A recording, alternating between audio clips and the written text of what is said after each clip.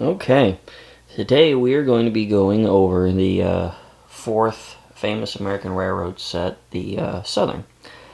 Let me actually swing this out a little bit and we'll go over the catalog here real quick. Here's the cover that year. Pretty neat cover, actually. Kind of like it. Here is the aforementioned set. Kind of hard to tell. Let me see if I do this. As you can see, the color scheme is a little off there. They definitely went with a darker looking design than the catalog.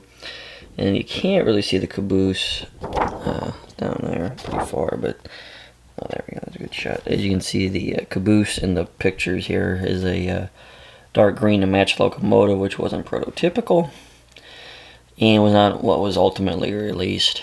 So other than that, I think everything else is pretty well standard with what they got here. I think the hopper's also a little bit greener than the it's kind of hard to tell, but the font and some of the designs are a little different too on the paint deco. But at any rate, that was the main set as it was shown in the 83 catalog. And then here in the 83 Fall Collector Center, which advertises a couple interesting goodies. I'll show you real quick. A bunch of add-ons for passenger cars for sets. I have a few of those. And then there is the add-on stock car. And there's the nickel plate caboose for the nickel plate Burke that was put out the year before. That caboose is kind of hard to find. A weird side story. Took a while to find that. It was actually easier to find the Burke than the caboose. So, weird little story. So, before we get into this too far, this was the first Kato that Lionel ever did. They did the little trick like they did on the number 3 with the Northern, where they played around with the trucks on it. And as you can zoom in there a little bit, as you can see, there's a 2-wheel truck back there instead of a 4-wheel, as is typical. So it's not the most highly accurate attempt at reproducing this particular locomotive, but I think it looks pretty good, and it's definitely pretty good for what it is. But here's the tender. There's the shield. Right up there is the logo. Is this locomotive at the time was painted in this passenger Southern scheme? Excuse me. And was being used on excursion services. And I believe that was a Tennessee Valley Railroad Museum, I believe is what that means. So they actually went with what it's colored, decoed out at the time when they made this. Originally, this locomotive, I think, was just a basic black scheme, because this was actually a freight locomotive for Southern. Excuse me. When this was actually being used by the railroad, and I think if you go and see this locomotive now, I think it's still doing some excursion a little bit here and there. Obviously, with a certain health crisis going on, probably not, but usually it would be. I believe it is painted back to a traditional black. So, interesting history on this locomotive. At least something fun to look up if you're looking for something to do one evening. But other than that, it's pretty much a standard Berkshire, other than, not being one in a way.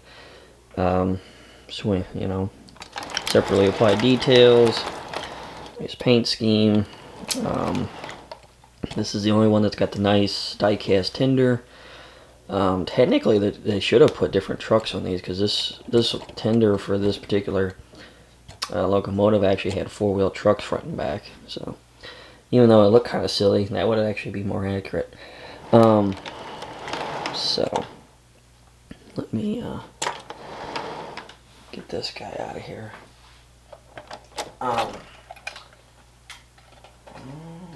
Okay.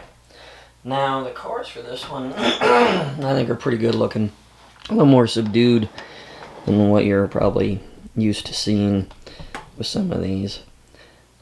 Especially after this kind of wild colors you got with the Great Northern set. Another thing to notice on these too, and I don't know if you picked it up in the catalog, I forgot to point it out, they show that in the pictures this series didn't have the sprung trucks. It was still riding on the old style fast angle plastic trucks. But when these were released, they were put out on the sprung trucks. So first up we got the Southern boxcar, which, you know, it's nothing too special, but it is nice looking in its own way. Just a good old plain boxcar.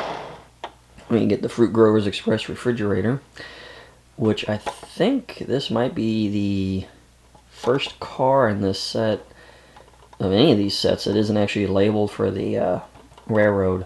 Because if I recall correctly, I think Fruit Growers Express was a consortium, and Southern might have had a hand in it, but needless to say, nowhere on here does it say Southern Railroad, so I think this might be the only car in the set that isn't actually labeled for one of the 5 signature railroads that they went with. But, you know, fully sprung trucks, kind of a nice color scheme, a little on the fanciful side, I think, but it looks nice. There's a little pop. Then we get the tank car off center there. So then we get the tank car. It's just a nice looking tank car. The silver really pops with it. They started getting a little more detailed with some of the printing they put on them. And then we get this car, which is actually kind of a significant car. As you can see, there's a coal load. First time that ever happened. Lionel never offered a hopper before that had a coal load. So this was actually kind of a big deal, and it's kind of weird now. Think back that, you know, if you're not really familiar with anything older from Lionel, you just would assume they've always been like that. And in fact, it was in 1983 that they decided to start putting a coal load in open hoppers. So, first time for everything.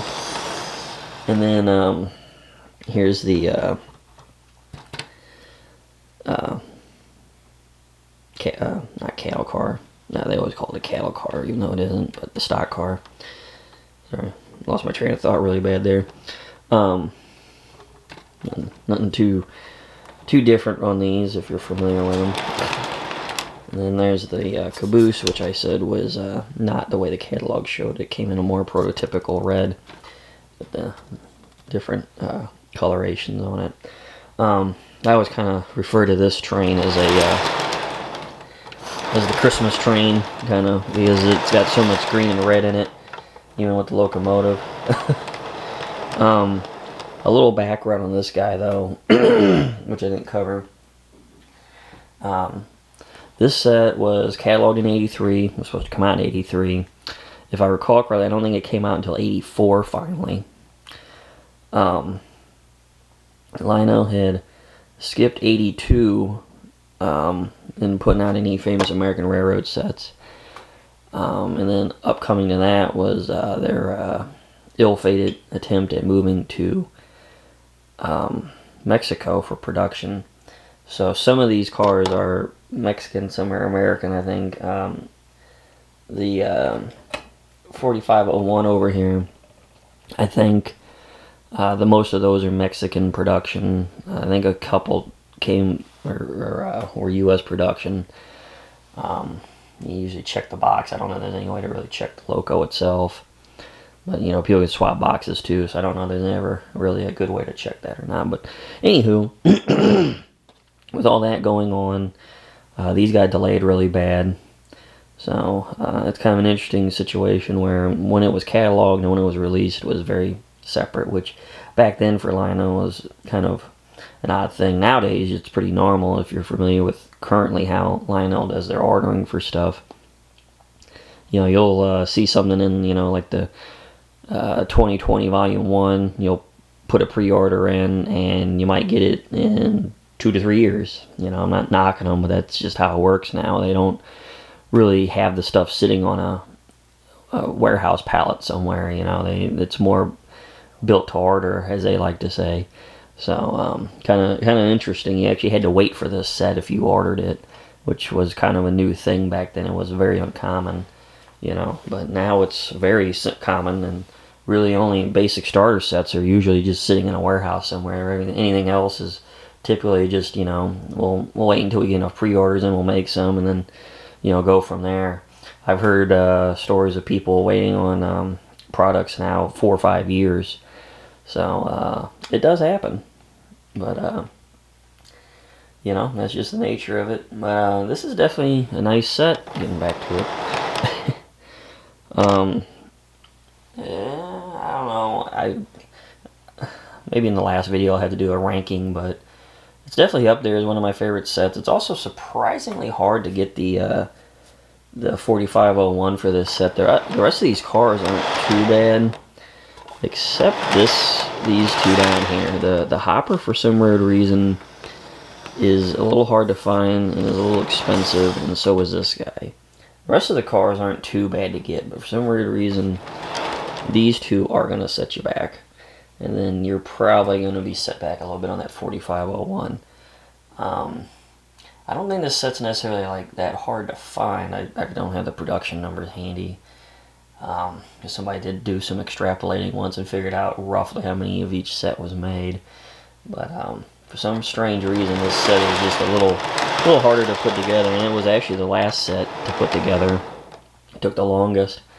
So luckily it was number 4, so I didn't need it too quickly to get a video put together. But at any rate, we're coming up on 2 minutes. So, appreciate you watching, and then the next video will be the number 5 set, the Pennsylvania.